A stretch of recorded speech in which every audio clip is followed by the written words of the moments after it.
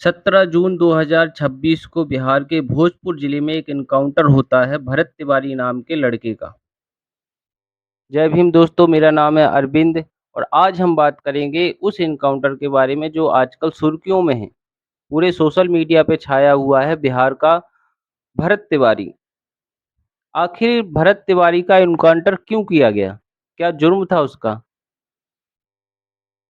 क्या उसने कोई ऐसा बड़ा जुर्म किया था जिसकी वजह से पुलिस को एक्शन लेना पड़ा और उसका एनकाउंटर कर दिया गया? जबकि भरत तिवारी ने अपने आप को सिलेंडर कर दिया था, हथियार फेंक दिया था।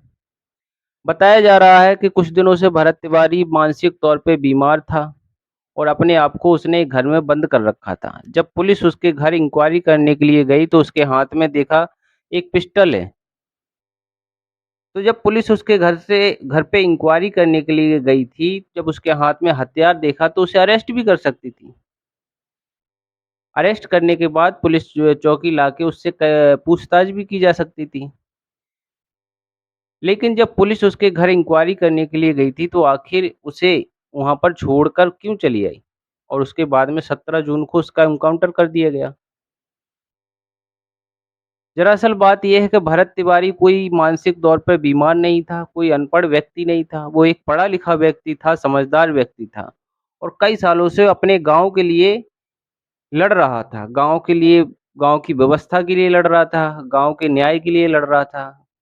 गाँव के लोग जो थे बाढ़ से पीड़ित थे, बाढ़ का सामना करना पड़ता था। हर साल उनका गाँव बाढ़ में डूब जाता था, लेकिन कोई व्यवस्था नहीं थी। तो वो अपने गाँव के लिए लड़ाई लड़ रहे थे, गाँव के लिए न्याय माँग रहे थे, गाँव के लिए व्यवस्थाएँ माँग रहे थे, गाँव वालों के लिए पक्के मकान माँग रहे थे, लेकिन सरकार उनकी कोई नहीं सुन रही थी। भरत तिवारी की सुनवाई नहीं हो रही थी, तब उसने हथियार उठाया कि शायद अब मेरी सुनवाई हो जाए और सुनवाई हुई। क्योंकि आज देखा है जब भरत तिवारी का एनकाउंटर हो गया है, तो उनके घर बड़े-बड़े नेता आ रहे हैं, बड़े-बड़े मंत्री आ रहे हैं, उनसे पूछताछ की रहे हैं, उनकी लेकिन आज क्या फ़ायदा? जब वो व्यक्ति नहीं रहा, जब वो चिल्ला रहा था, चीख रहा था, प्रशासन के सामने प्रशासन से लड़ रहा था, तब उसकी कोई सुनवाई नहीं हो रही थी, तब उसको कोई पूछ नहीं रहा था, तब उसको कोई जान नहीं रहा था। सोशल मीडिया पे कई उसने वीडियो भी डाले। कई वीडियो डाले और कई वीडियो में चिल्ला-चिल्ला करके कहा कि हमें न्याय दीजिए, हमारे गाँव की व्यवस्थाएँ देखिए, कि आखिर हमारे गाँव में की हालत क्या है? क्या भरत तिवारी के इतने बड़े त्याग से क्या गाँव को न्याय मिलेगा? वो तो अब प्रशासन ही जानेगा कि उस गाँव का आखिर होगा क्या? क्योंकि उन अब जब भरत तिवारी नहीं रहा, जब भरत तिवारी का एनकाउंटर हो गया, तब उसके बारे में चर्चाएँ हो रही हैं, तब उसे सोशल मीडिया पे बढ़ा-चढ़ा के दिखाया जा रहा है। तो लेकिन ये ऐसा कब तक रहेगा? क्योंकि ऐसे कई भरत तिवारी हैं जो अपने गाँव, मोहल्ले, शहर के लिए लड़ रहे हैं, प्रशासन से माँग कर रहे हैं। कोई महँगाई के लिए लड़ रहा है, कोई बेरोज़गारी के लिए लड़ रहा है, कोई सुविधाओं के लिए लड़ रहा है, कोई गाँव में व्यवस्थाओं के लिए लड़ रहा है। तो ऐसे कई भरत तिवारी हैं जिनका कोई गौर-दौर नहीं हो रहा है, प्रशासन किसी को नहीं देख रही है। जब कोई भरत तिवारी हथियार उठा लेता है और प्रशासन से लड़ने लगता है तो उसका एनकाउंटर कर दिया जाता है। क्या भरत तिवारी को अरेस्ट नहीं किया जा सकता था? भरत तिवारी जब सोशल मीडिया पे उसने लाइव अपना एनकाउंटर दिखाया है कि ये देखिए मुझे पुलिस पकड़ने आई है और मैं पुलिस को अपने आप को सरेंडर कर दे रहा हूँ, क्योंकि मुझे लगता है कि शायद अब प्रशासन मेरी सुनेगा। अब जिस काम के लिए मैं लड़ रहा था, अब शायद वो काम हो जाएगा।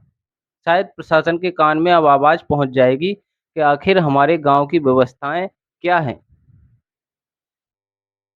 लेकिन नहीं, जैसे ही उसने हथियार फेंका और जैसे ही पुलिस ने एनकाउंटर उसका कर दिया। तो क्या भरत तिवारी का ये एनकाउंटर सही था या गलत? आप लोग मुझे ज़रूर बताएँ। और सोशल मीडिया पर बढ़ा चढ़ा करके दिखाना, क्योंकि इस तरीक़े के कई भरत तिवारी अपने गाँव, मोहल्ले, शहर के लिए लड़ रहे हैं। तिवारी का कहना था कि मेरे गाँव के लिए व्यवस्थाएँ दीजिए। सोशल मीडिया पे कई तरीक़े के उसने वीडियो भी बनाए, डाले, लेकिन उससे पहले उसे कोई नहीं जान रहा था। लेकिन आज जब भरत तिवारी का एनकाउंटर हो गया है, तो आज पूरे देश में छाया हुआ है। भरत तिवारी को भगत सिंह बताया जा रहा है। भरत तिवारी की जो मौत हुई है, वो गलत तरीके से हुई है, उसका जो एनकाउंटर हुआ है, वो गलत तरीके से हुआ है।